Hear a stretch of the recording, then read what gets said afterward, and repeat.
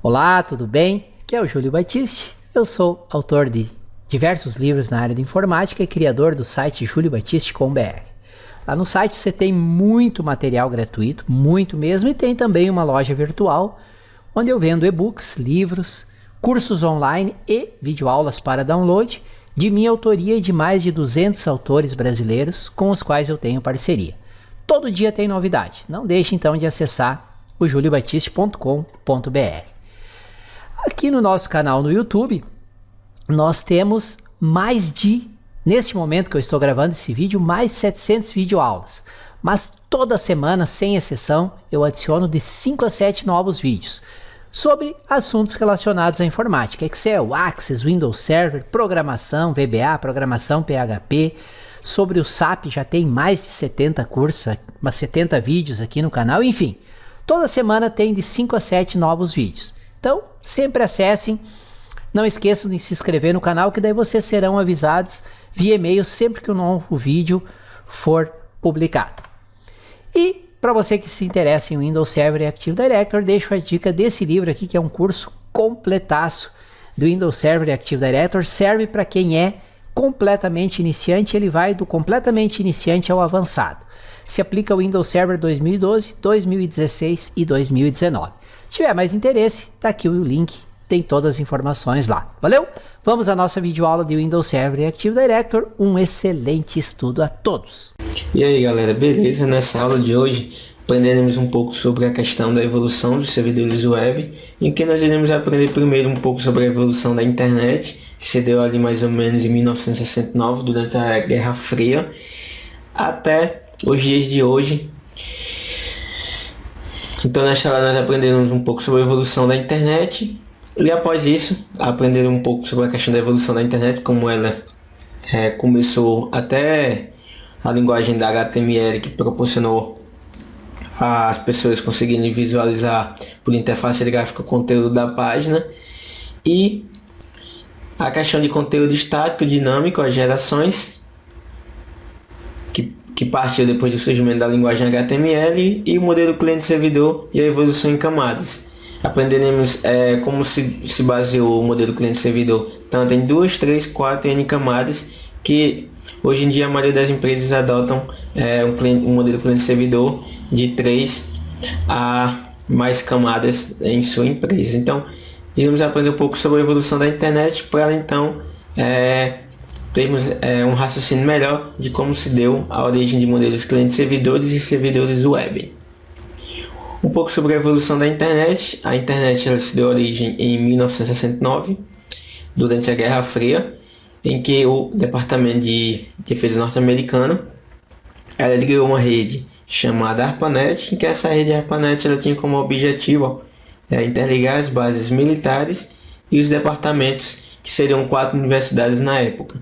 Então, durante a Guerra Fria, houve a necessidade de fazer a comunicação entre bases militares do governo americano e alguns departamentos, para combater o não surgimento de uma terceira guerra mundial, e foi criada uma rede ARPANET, que tinha como esse fim militar de fazer a comunicação entre bases militares aliadas ao governo americano e departamentos, para então combater uma terceira guerra mundial, que foi a época durante a Guerra Fria. Mais algum tempo depois, essa rede ela acabou se expandindo em 1972, e então algum tempo após, essa rede ela acabou sendo extinguida, em que foi criada outra rede que não era mais ARPANET, e essa nova rede ela alcançou um número maior de pessoas, e ela tinha os benefícios da antiga ARPANET, né? Que ela fazia a questão de troca de informações. Então essa nova rede também alcançou mais universidades, que já então conhecia o surgimento de uma rede que era capaz de fazer a comunicação de lugares que eram geograficamente separados. E em 1988 foi criado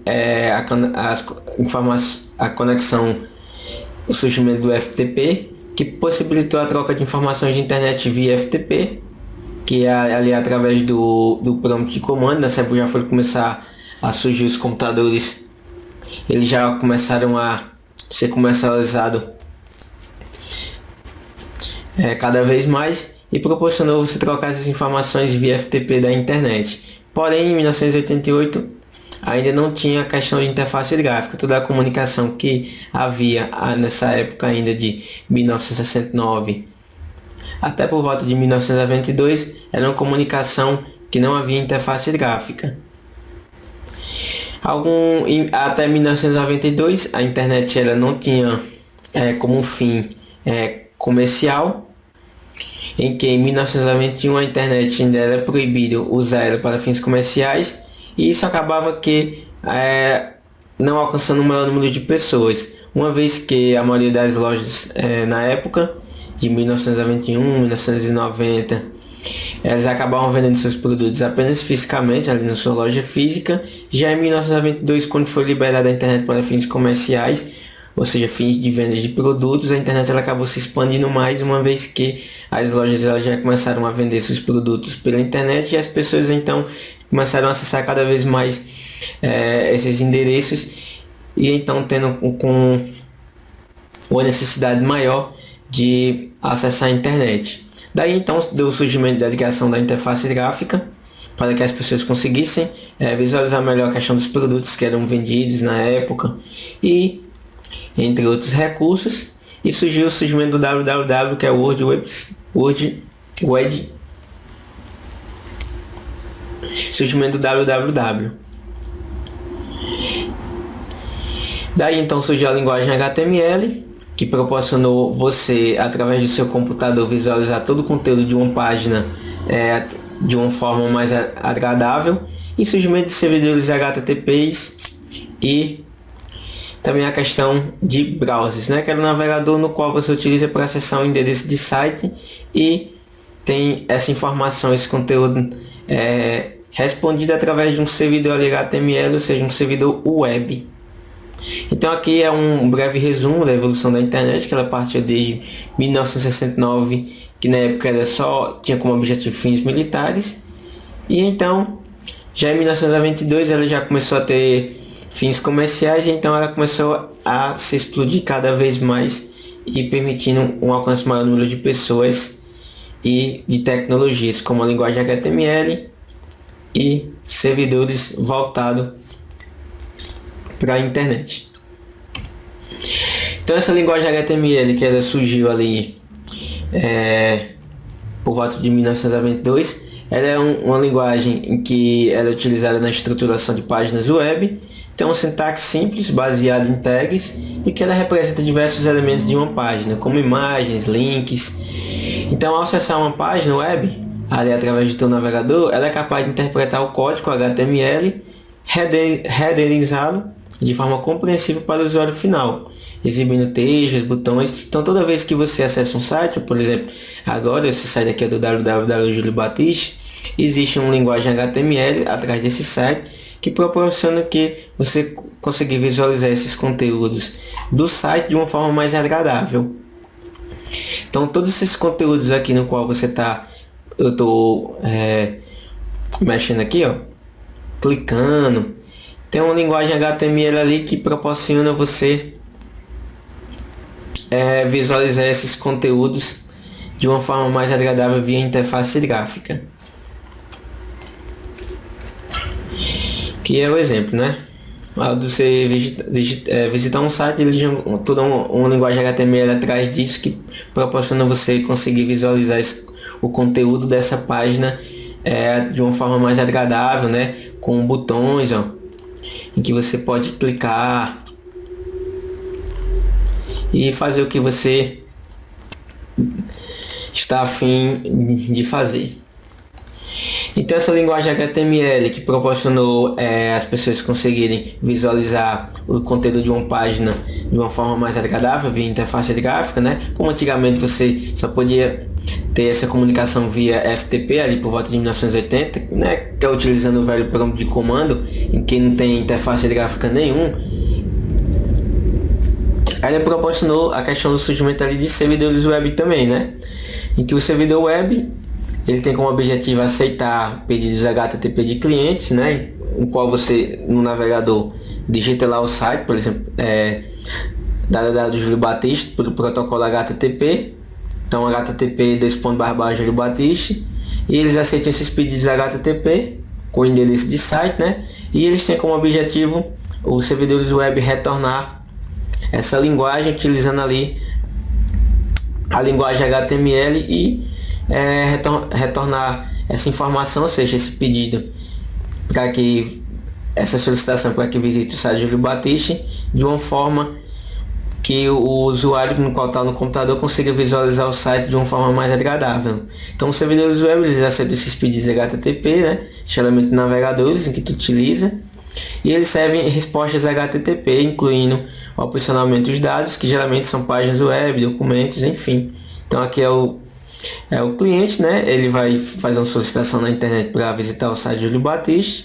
Tem aqui o meu servidor web, em que meu servidor web vai responder essa solicitação para o cliente utilizando uma linguagem HTML ali, em que permite que o cliente ele consiga visualizar o site de uma forma mais agradável. Por exemplo, esse site que eu estou visitando aqui do Júlio Batista. Então aqui é uma topologia de como funciona mais ou menos essa questão de servidores web com HTML, né? Aqui é um cliente no qual ele está no computador e ele faz o seguinte: ele precisa acessar um site, no caso seria esse aqui, ó, o site Júlio Batista, o juliobatista.com.br, e para ele ter todo esse conteúdo desse site carregado, existe ali todo um conceito por detrás dos panos, né? Como seria, ó, ele quer acessar esse site aqui Júlio Batista e quer ter uma interface gráfica bacana para poder visualizar os conteúdos dessa página aqui, né, o do Júlio Batista. Então ele está no computador.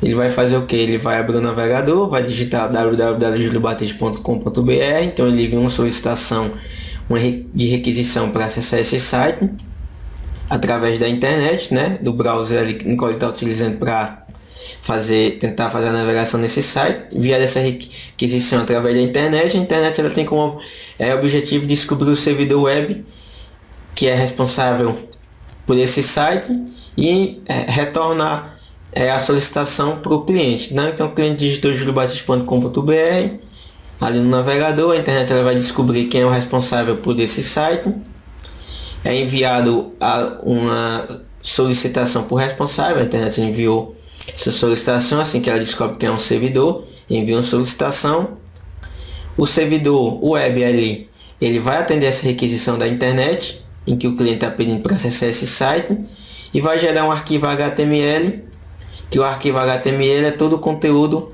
ali em que você do site através de uma interface gráfica. Então, gerado esse arquivo HTML, ele é devolvido esse arquivo HTML para a internet, e a internet ela devolve esse conteúdo HTML, né, que é todo o conteúdo ali do site, para a tua máquina cliente, né? Então o computador recebe o arquivo HTML que foi do servidor para a internet e apresenta todo o conteúdo do site, que aqui é uma imagem que eu coloquei, ó, do site Júlio Batista. Então esse é todo um conceito no qual o servidor web trabalha utilizando essa linguagem HTML, né? Tá aqui o cliente quer acessar o site, a internet ela descobre quem é o responsável, o servidor responsável pelo site, manda requisição para o servidor web, o servidor ele atende essa requisição, gera um arquivo HTML com conteúdo da página, manda para a internet de volta, a internet envia para você e seu computador interpreta esse conteúdo HTML, esse arquivo HTML e mostra para você através de uma interface gráfica. Isso possibilitou essa questão de servidores web e a questão do HTML, o conteúdo dois conteúdos para a internet, né? Um conteúdo estático e um conteúdo dinâmico, em que esses conteúdos eles foram divididos em gerações. Na primeira geração, quando surgiu a linguagem HTML, né, e os servidores web, surgiu o conteúdo estático na primeira geração, que esse conteúdo ele possuía páginas estáticas, que eram páginas em que não sofriam alterações dinamicamente, e partindo da necessidade de cada vez maior as pessoas acessarem sites em que precisassem fazer consultas cada vez mais complexas e outros recursos, surgiu o conteúdo dinâmico, que foi na segunda geração de conteúdo de internet, que eram páginas de internet dinâmicas, né? Ou seja, eram páginas que eram alteradas de forma instantânea, uma vez que houve uma necessidade cada vez maior de você precisar acessar sites e fazer consultas cada vez mais complexas. E então surgiu a necessidade de fazer um conteúdo, que esse conteúdo ele fosse dinâmico, deixando de ser estático, né? Falando um pouco de conteúdo estático aqui, ó. O conteúdo estático ele foi categorizado na primeira geração de conteúdo de internet, e ele é mais um conteúdo voltado para sites de empresas. Por quê? Porque é um conteúdo em que ele não sofre alterações constantes, dinamicamente. As alterações, quando elas eram sofridas, elas não eram devolvidas na mesma hora por usuário. Então, por exemplo, eu tenho um usuário doméstico, ali na época da primeira geração de conteúdo de internet, que é um conteúdo estático. Tenho ali o meu usuário, ele tem um browser para acessar um site, né? Então ele faz um pedido de requisição através da internet para acessar o site www.juliobatiste.com.br. Feita essa solicitação através da internet para acessar esse site, utilizando esse navegador, como eu expliquei anteriormente, a internet ela vai encaminhar, vai tentar descobrir que é um servidor responsável por esse site e vai enviar essa solicitação do cliente para esse servidor. Esse meu servidor web, durante a época da primeira geração de conteúdo da internet, que era estático, receberia essa informação www.juliobatiste, e então ele devolvia um arquivo .html para a internet, e a internet devolvia todo o conteúdo da página para o meu computador, em que ele interpretava esse código e então carregava o conteúdo da página. Então essa é a primeira conteúdo de internet em que era estático. Eles se baseavam em uma comunicação estática, para a comunicação era de único sentido. O cliente ele pede o carregamento da página e é recebida a solicitação, porém o cliente não pode enviar nada. Então era uma comunicação de mão única, em que quando o cliente ele pedia para acessar o site www.juliobatiste, fazendo uma solicitação para a internet, e que a internet era procurar o responsável, ou seja, o servidor web responsável por site, para retornar com o conteúdo da página, era uma comunicação em único sentido, porque era apenas o meu servidor web respondendo para o meu usuário. Com o tempo houve a necessidade de um segundo conteúdo em que fosse mais dinâmico, né? Por exemplo, esse site aqui do Júlio Batiste, ó, que é um conteúdo dinâmico em que você vê que tem vários links aqui, ó, em qual me direciona para outras páginas. Há também a questão a parte de um e-commerce, né, em que eu posso comprar produtos. Então houve a necessidade de fazer sites cada vez mais dinâmicos, que conversassem de uma forma mais rápida com o usuário e permitir fazer outras funcionalidades, além de você visitar apenas um conteúdo e ver aquela informação. Houve a necessidade de fazer sites que fossem mais complexos. Partindo dessa necessidade, surgiu ali a questão da segunda geração de conteúdo, que foi a geração em que já respondiam de uma forma dinamicamente. Então o usuário pedia para acessar um site através da internet, e então ele se comunicava com esse servidor web, e esse meu servidor web, na segunda geração de conteúdo de internet, já trabalhava ali com um servidor de banco de dados ao lado dele, em que esse servidor de banco de dados ele permitia que fizessem uma ligação de páginas mais dinâmicas e interativas, em que ele já podia fazer a questão de compras de livros, por exemplo, esse livro aqui, ó, o do TCP. Então acabou que atendendo a uma necessidade maior que houve na época. Agora, falando um pouco sobre a questão de modelos cliente-servidor e aplicações. Para quem não conhece, um modelo cliente-servidor, ele é uma estrutura de aplicação, em que essa estrutura de aplicação ela tem como objetivo distribuir tarefas e cargas de trabalho, ou seja, a questão de serviços, em que esses serviços eles são distribuídos através de servidores, e os requerentes dos serviços são conhecidos como clientes. Então o modelo cliente-servidor ele vai se dividir. De um lado eu vou ter meus servidores, e de outro lado eu vou ter meus clientes. De um lado servidores, e do outro lado eu vou ter meus clientes, em que esses servidores e esses clientes eles estão ligados em uma rede de computadores. Há toda uma estrutura ali que faça uma ligação entre meus servidores e um cliente, que meus servidores eles serão responsáveis por distribuir tarefas a meus clientes. Quais seriam essas tarefas? São tarefas por exemplo, baseadas em aplicações baseado em banco de dados e baseado em web. Então nesse exemplo eu tenho aqui um cenário comum baseado nas empresas hoje em dia, em que eu tenho um servidor web, em que esse meu servidor web é responsável para que meus clientes acessem recursos através do seu browser, no qual está instalado a estação cliente. Já eu tenho um servidor de aplicação, que esse meu servidor de aplicação está toda a regra de negócio de uma empresa, de um determinado programa. E eu tenho do outro lado um servidor de banco de dados, que é onde reside todas as informações desse determinado programa e permite que os meus clientes eles consigam acessar determinado recurso e então obter a informação desse recurso. E acessar esse recurso, ele pode obter as regras de negócio distribuído por um servidor de aplicação e então obter todas as informações distribuídas por outro servidor, que é um servidor de banco de dados. Esse é um modelo comum e hoje em dia pode até chegar esse modelo aqui, que é um modelo baseado em 4 camadas. Rolou muito pano. Então vamos entender um pouco como é que se deu a origem de modelo clientes e servidores até chegar, né, nos modelos de hoje em dia, que são servidores trabalhando com várias camadas. Uma camada voltada à web, outra camada voltada à aplicação, onde contém a regra de negócio, e outra camada voltada à parte de banco de dados. Hoje em dia nós temos essa topologia, como eu falei, é um cliente-servidor em 4 camadas, né? Em que na maioria das empresas tem ali as estações, e temos um servidor web, que esse servidor web ele hospeda o programa, um software, que permite que os meus clientes acessem esse determinado programa através da web, no caso seria ali o navegador.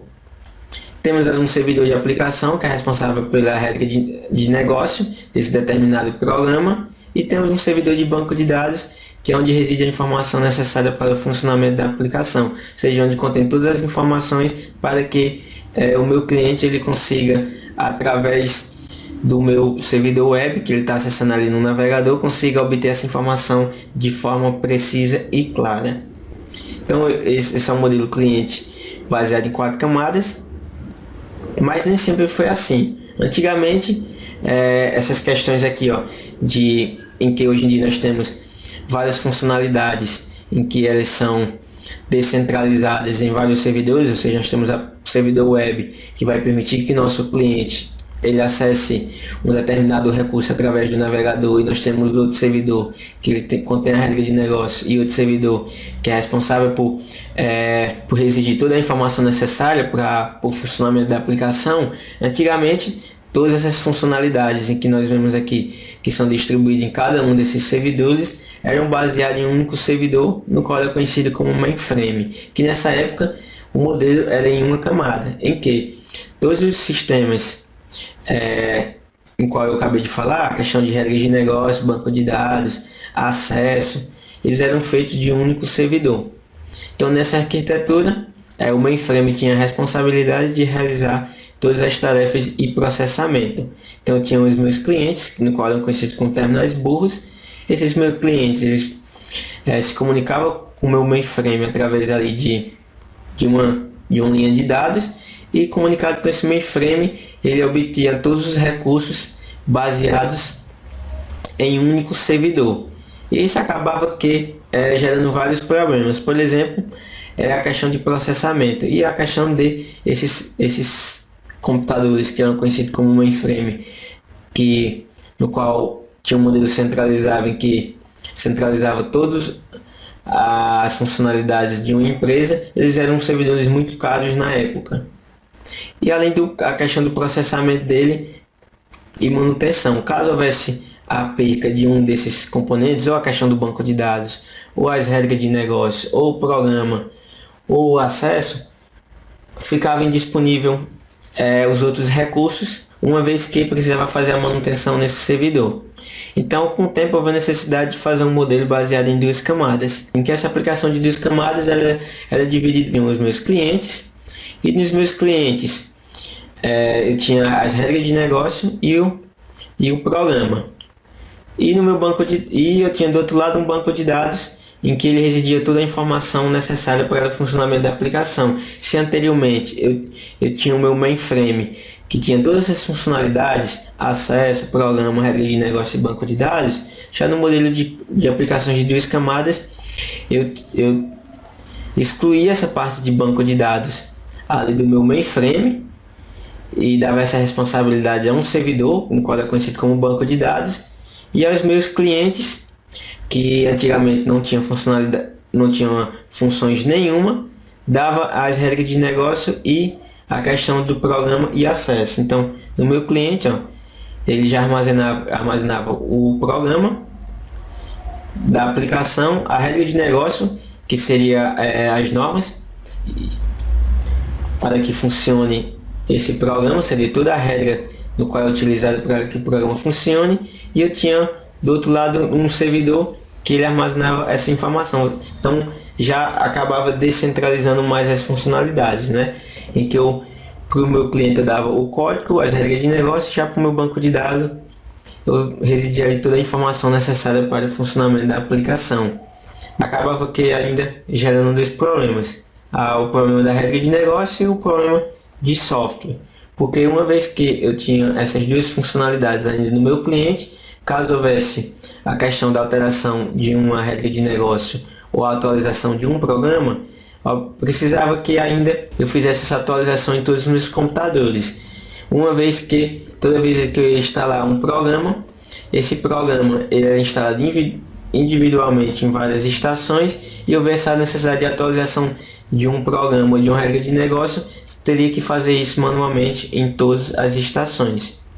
Então deu o surgimento de uma aplicação de 3 camadas, em que eu retirava a regra de negócio do meu cliente, ou seja, eu não teria mais que precisar, caso houvesse necessidade de alteração de uma regra de negócio, fazer atualização em todos os meus computadores, e eu armazenava essa regra de negócio em um servidor, em que esse meu servidor ele distribuía essa regra de negócio para os meus demais computadores. E houvesse a necessidade de uma atualização da regra de negócio, essa atualização era feita apenas uma estação, que era o meu servidor, e então ele replicava para os demais clientes que estavam na empresa, uma vez que esses clientes eles não tinham mais essa informação de regra de negócio baseada localmente em cada um deles, e que eles acessavam o servidor para obter a regra de negócio, né? Então houvesse atualização, fazia no servidor e então replicava para as demais estações.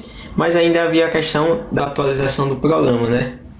Uma vez que esses programas eram instalados individualmente em cada uma das estações e houvesse necessidade de atualização de um programa, eu precisaria ainda fazer essa atualização em todas as demais estações que estariam inseridas na minha empresa. Daí então se deu o modelo de 4 camadas. Que no modelo de 4 camadas eu já tinha um servidor web e eu permitia que ao invés desse programa estar instalado nessas máquinas clientes e houvesse a necessidade de atualização e eu precisasse em todas as estações fazer essa atualização, eu poderia fazer isso através do meu servidor web. E então, como os meus clientes estavam acessando esse servidor web através do navegador para então acessar essa aplicação em que era instalado antigamente em cada um deles, houvesse uma necessidade de atualização, atualizava no servidor web, e como meus clientes acessam a estação através desse servidor web, então eu não precisava mais fazer atualização nas demais estações, já que a atualização era feita em um único servidor, e esse meu servidor ele dava o acesso a esse software, né, esse meu servidor web, e então eu não precisava mais fazer atualização nas demais estações.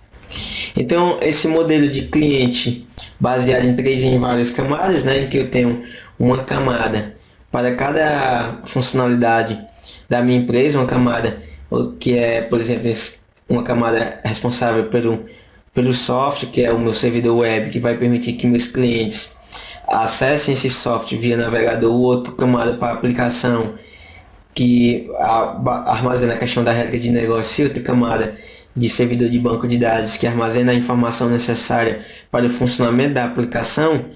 Eu não tinha mais a questão de toda vez que houvesse necessidade de atualização de um dos recursos e de máquina em máquina fazer as atualizações das demais. Eu tinha todas essas funcionalidades descentralizadas, né?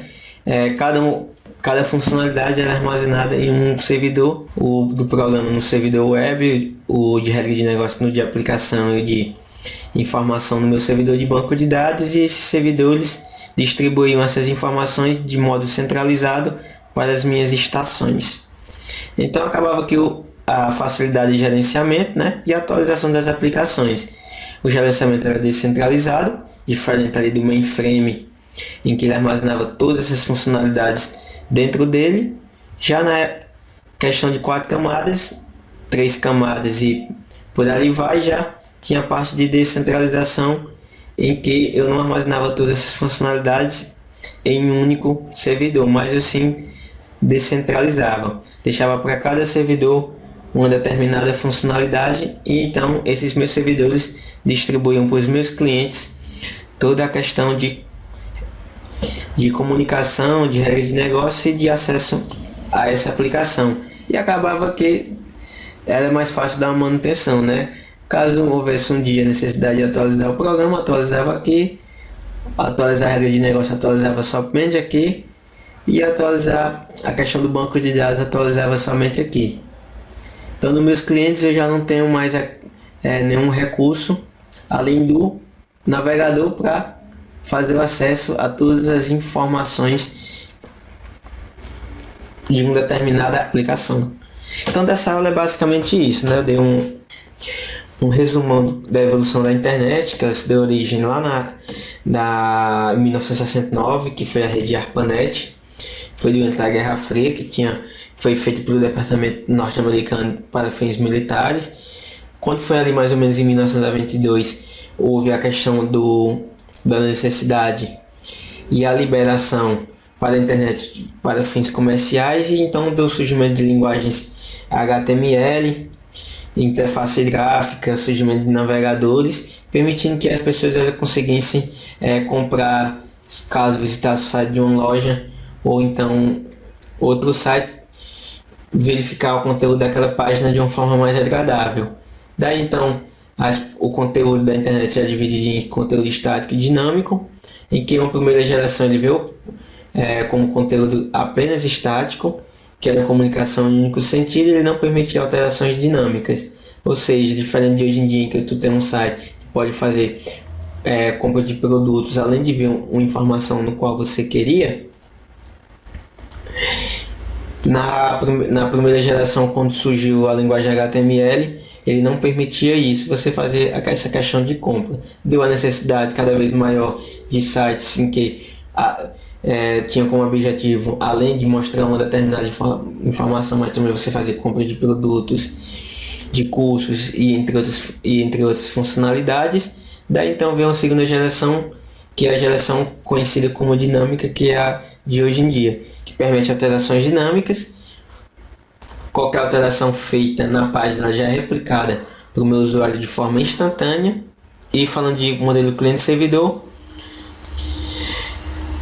ele começou desde a época do mainframe, em qual ele centralizava todas as funcionalidades e recursos de uma empresa. Então, com o tempo, houve a necessidade de surgir modelo de camadas, né? Que surgiu do modelo de 2 camadas, 3 e 4 camadas, e então N camadas, em qual você pode distribuir cada vez mais, descentralizar cada vez mais esses recursos e permitindo uma maior facilidade da manutenção. Espero que vocês tenham gostado da aula. Até a próxima.